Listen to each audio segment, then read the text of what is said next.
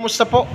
Ngunyan na nasa campaign period na kita kan nagrarunning barangay and SK elections. Digdi po sa barangay Victory Village, barangay 28. Kumusta po ang paglakaw-lakaw mo? Nakikita mo na okay man ang gabos and peaceful man. So we hope na hanggang time na magkabot ang eleksyon and matapos sila na tranquilo sa tuyong kabarangay. Apo. Sa paglibot-libot mo kap sa imong barangay, ano po ang namamalisyahan mong posibleng pwede mo pang gibuhon digdi sa pagpapadagos mo kan sa imong termino kaya ka liwat na nagdalagan bilang barangay kapitan? Sa tuyong paglibot-libot may mga areas pa kita na nailing na medyo talagang kaipuan pa na i-develop or i-reconstruct itong mga catwalk like doon sa Proc Ono.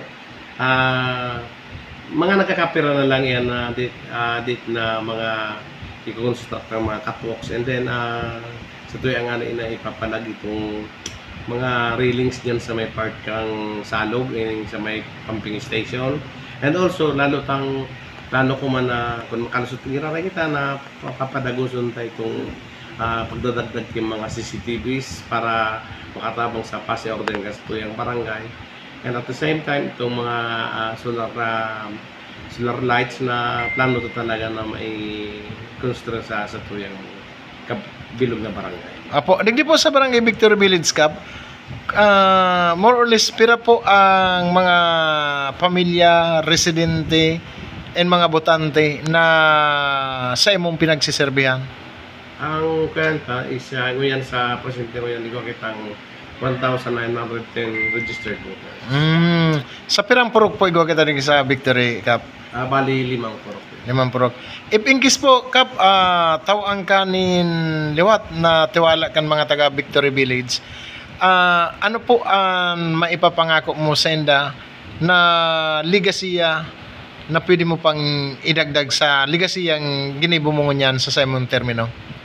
Siyempre, may ako na ang ligasiyang tagma itong tranquilo, malinig, asin prospererong talagang asinsadong barangay na nailing ninda na kumbaga safe and sound ng mga paglalakaw-lakaw and also sa mga bibisita man sa mayong barangay na mailing ng magayo and lalong-lalo na itong mga kamugtakan nila na talagang mamumutak sa barangay. Apo.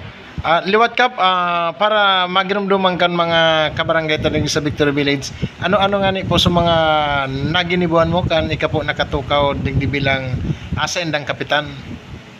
Iyot na inot, takulong kitang naginibuhan kung maski ang mga taga barangay tamahiling maninda na halos kadaklan kang sa tuyang mga catwalks talagang pinakarayta yan kaya di ako nasusupog na mag-agad sa indang kararake sa indang suporta na iling ninda sa tuyang pagmamaniobra kan sa tuyang paggogobyerno sa tuyang barangay ining mga catwalks, ining mga like ining multipurpose building, ining bagutang senior citizen na opisina kapos ini ng mga kuya na niyo ining CCTVs, ining mga kumbaga ining mga ilaw na sagot sa tuyang padang sa pigbabayadan mas nga alin na sa bursata. May ako sabihin na day man kami nagkukulang lalong-lalo na siyempre siguro ko kung may may kalamidad na hiling maninda na balik-balik kita dyan kita nagkakaturog sa araw 24 hours kita na nagbabalik-balik para mamonitoran sa tuyang mga kabarangay na talagang safe sila mauli lang kita sa tuyang araw kung talagang nailing ta na lampas na ng bagyo and then nailing ta na tranquilo na sa tuyang mga kabarangay.